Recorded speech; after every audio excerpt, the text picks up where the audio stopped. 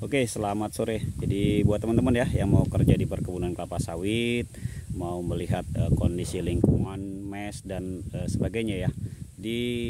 Kelihatan nggak ya teman-teman ya? Ini saya kasih lihat sedikit aja. Jadi lingkungan kebun sawit itu seperti ini ya teman-teman. Ini kondisi yang bukan PT kelas 1 ya. Ini PT-PT kelas 2 itu seperti ini biasanya teman-teman. Nah, itu mesnya seperti itu.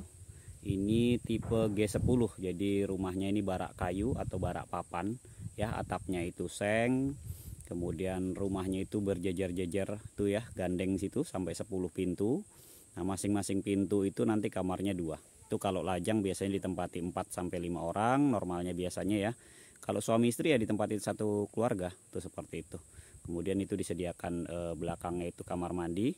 Nah, itu rumahnya rumah papan ya, atapnya atap seng. Kemudian lantainya juga lantai papan. Nah, kalau di beberapa PT mungkin ada yang lantainya sudah di semen ya, dicor atau di semen itu. Nah, ini kondisinya itu seperti ini. Jadi dia ada ini di situ 2 baris. Kemudian sama sini ada 1 baris. Jadi cuma 3 baris. Jadi ada 30 pintu di sini. Dan ini warungnya cuma ada 1. Tuh di salah satu warungnya di sana.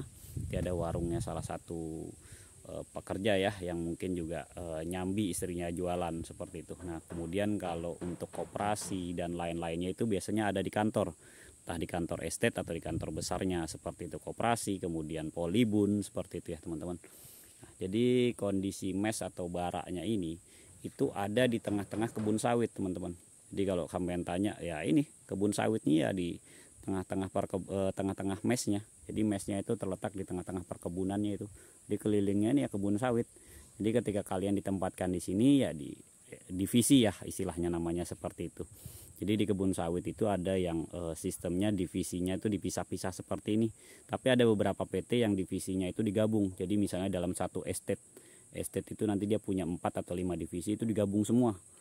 Itu keunggulannya adalah ramai, tapi nggak enaknya kalau kita kerja kan jadi jauh-jauh gitu, lebih jauh kita ke lokasi kita kerja. Tapi kalau ini kan dia di sekitaran sini aja dia kerja panennya ini tuh.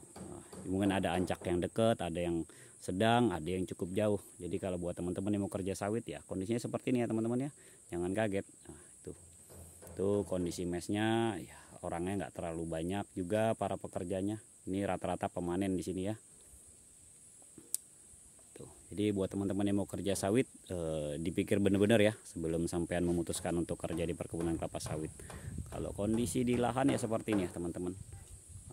Jadi kalau kalian jalannya di jalan di jalannya itu ya panas gitu. Tapi kalau sudah masuk di blok sawitnya ya teduh dingin seperti ini ya teman-teman ya. Sambil kerja ya anginnya semilir, kadang-kadang bikin ngantuk juga ya gitu. Sambil kerja panen seperti itu. Kemudian juga lahan itu ya teman-teman. Kondisi di kebun itu nggak bisa ya kalau kita bilang itu rata. Ada yang seperti ini rata, kemudian ada PT juga yang kondisinya bergelombang. Jadi dalam satu PT itu sendiri kondisinya nggak sama teman-teman. Ada yang PT itu salah satu atau 2 divisinya mungkin rata, kemudian ada yang bergelombang, ada satu divisi mungkin yang berbukit seperti itu. Jadi kita nggak bisa bilang PT ini jelek karena kondisi lahannya. Jadi satu PT itu pun kondisinya beda-beda dia, tergantung divisinya seperti itu. Ada yang satu divisi itu bukit semua, ya ada yang datar semua ada. Tapi mayoritas ya ada yang datar, ada yang berbukit campur.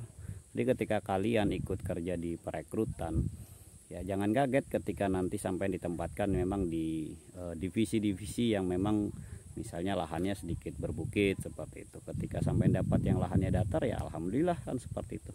Tapi ya semuanya ini ya ada plus minusnya sih gitu loh.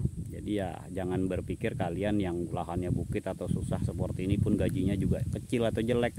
Oh jangan salah. Jadi semua itu ada plus minusnya. Ada yang sawitnya di lahan datar ada kesulitannya sendiri, di sawit tinggi berbukit pun juga ada kesulitannya sendiri, dan ada kemudahannya juga seperti itu. Jadi buat kamu yang mau kerja di sawit, monggo silahkan, sudah siap berada di lingkungan yang seperti ini ya, tidak ramai, jauh dari kota, kadang sinyal pun susah seperti itu ya. Di kadang-kadang di depan sana ya sinyalnya itu agak susah, kita baru dapat sinyal bagus itu ya di sini seperti itu. Jadi buat kamu yang mau kerja di kebun sawit ya kadang-kadang harus berkomunikasinya itu cari di atas bukit dulu seperti ini, baru dapat sinyalnya yang agak bagus. atau mungkin sampai pakai modem ya, penguat sinyal, modem wifi seperti itu, monggo silahkan. Di semua juga ada solusinya. Jadi buat kamu yang kerja sawit silahkan maju. Yakin? Siap? Kalau nggak yakin, nggak siap, janganlah. Kita butuh orang-orang yang siap tempur. Oke, buat teman-teman, wassalamualaikum.